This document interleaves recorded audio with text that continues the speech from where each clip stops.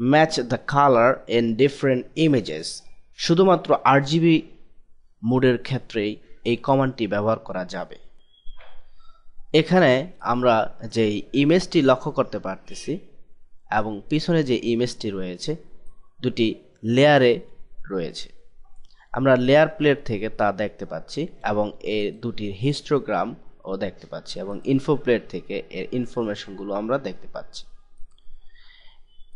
এখন এই ইমেজটির ক্ষেত্রে ইমেজ থেকে অ্যাডজাস্টমেন্ট ম্যাচ কালার এই কমান্ডটি ব্যবহার করব। এখানে কমান্ডটি ব্যবহার করার জন্য এর লুমিনেন্স, কালার ইন্টেন্সিটি, ফ্যাড, শেষে রয়েছে নিউট্রালাইজ কালার কাস্ট।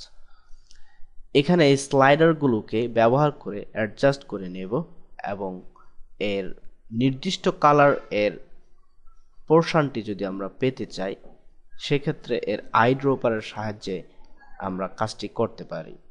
তাছাড়া ইমেজ স্ট্যাটিস্টিক থেকে এখান থেকে আমরা সিলেক্ট করে নেব রোজ অর্থাৎ এটি এবং এর লেয়ার 1 অর্থাৎ পেছনের লেয়ারটি হচ্ছে আমাদের সোর্স লেয়ার এবং টার্গেটেড লেয়ারটি হচ্ছে উপরের লেয়ারটি এবং উপরের লেয়ারটির যে কালারটি রয়েছে সেই কালারটি নিচের লেয়ারের কালারের অ্যাডজাস্টমেন্ট করে নেব। ইন্টেন্সিটি আমরা কমিয়ে ব্যবহার করতে পারি লুমিনেন্স,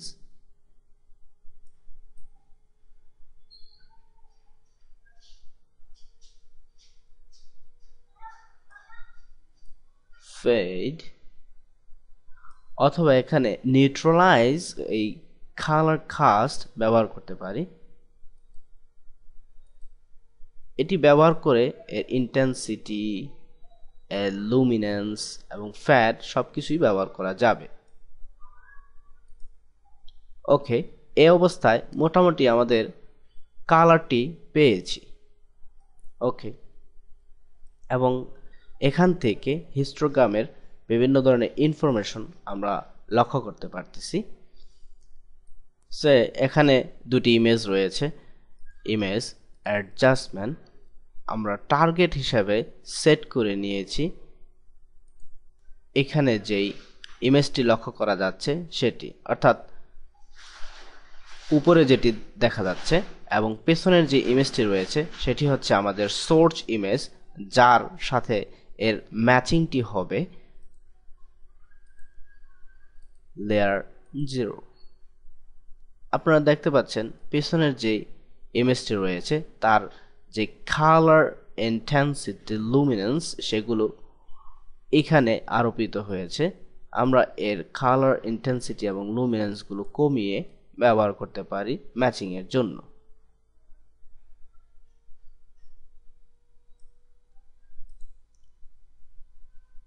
ওকে, এখানে দেখা যাচ্ছে যে এই ধরনের যে কালারটি আমরা দেখতে পাচ্ছি সোর্সের ঠিক সেম কালার এখানে আরোপিত হয়েছে।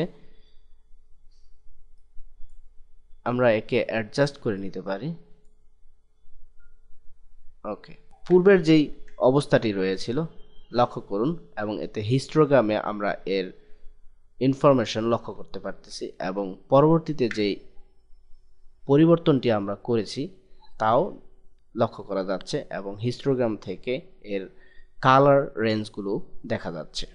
আরও ভালোভাবে বোঝার জন্য এখানে যেই টার্গেটেড ইমেজটি রয়েছে তাকে আমরা সিলেক্ট করে নেব নির্দিষ্ট পোর্শনের উপর এর কালার ম্যাচিং এর জন্য। যেমন এখানে যে স্ক্রিনটি লক্ষ্য করা যাচ্ছে সেই স্ক্রিনটির ভিতরে আমরা এর কালার অ্যাডজাস্টমেন্ট ঘটিয়ে থাকবো। একে সিলেক্ট করে নেব।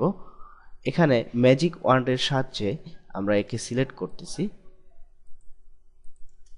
ওকে, এবং আরেকটি ইমেজ তার যে কালার ভ্যালুগুলো আছে সেগুলোকে আমরা সিলেক্ট করে নেব। ওকে, এখানে যে টার্গেটেড ইমেজটি রয়েছে সেটি সিলেক্টের অবস্থায় থাকবে এবং অ্যাডজাস্টমেন্ট থেকে ম্যাচ কালার এবং এখান থেকে প্রথমেই লক্ষ্য করা যাচ্ছে যদি আমরা সিলেকশনটিকে ইগনোর করতে চাই সেই ক্ষেত্রে ইগনোর সিলেকশন হয় না, অ্যাপ্লাইং অ্যাডজাস্টমেন্ট। ওকে, এখানে আমরা 3 নামক যে ইমেজটি লক্ষ্য করতে পারতেছি এখানকে, সেটি হচ্ছে আমাদের টার্গেটেড ইমেজ। আমরা সোর্স ইমেজ হিসেবে সেট করে দেব লেয়ার 1 এর যে কালারগুলো আমরা সিলেক্ট করেছি সেগুলো। এখানে এর ব্রাইটনেস বৃদ্ধি করার জন্য লুমিনেন্স বৃদ্ধি করতে পারি, ব্রাইটনেস বৃদ্ধি পাবে।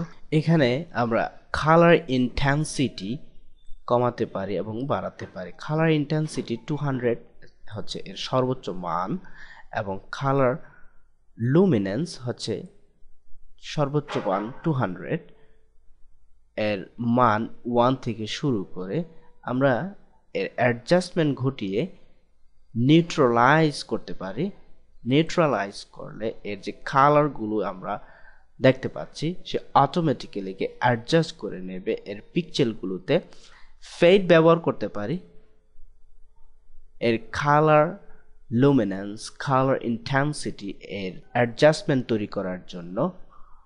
হ্যাঁ, এখন কিছুটা এর যে কালারটি রয়েছে সেই কালারটি আমরা এর ভিতরে আরোপ করতে সমর্থিত হয়েছি।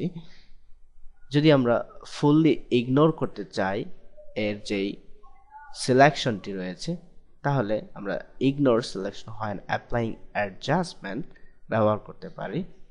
এখানে নিচের দিকে লক্ষ্য করা যাচ্ছে image statistics, use selection in source to calculate colours.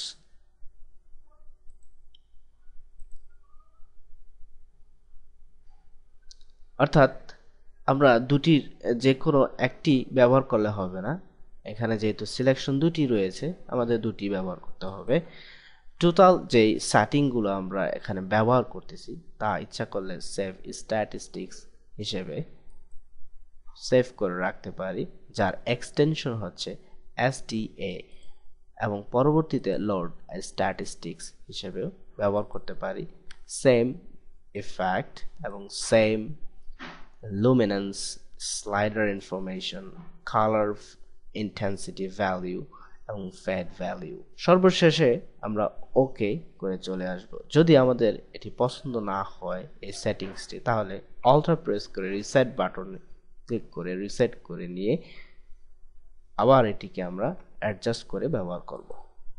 ওকে, এখানে আমরা দেখতে পাচ্ছি এর যে কালারগুলো রয়েছে এর কালারের সাথে অনেকটাই মিলে গেছে। তবে একটি বিষয় মনে রাখতে হবে, প্রত্যেকটি ইমেজেরই এর আলাদা বৈশিষ্ট্য থাকে এবং এর কালার ভ্যালু এবং লুমিনেন্সগুলো পুরোপুরি পরিবর্তন করতে গেলে এর অ্যাকচুয়াল যেই ইমেজ ইনফরমেশন, অর্থাৎ ইমেজের কালার ইনফরমেশন, সেগুলো রিমুভ হয়ে যেতে পারে এবং সেক্ষেত্রে আপনার ইমেজটি দেখতে অনেকটা পিকিউলিয়ার লাগতে পারে।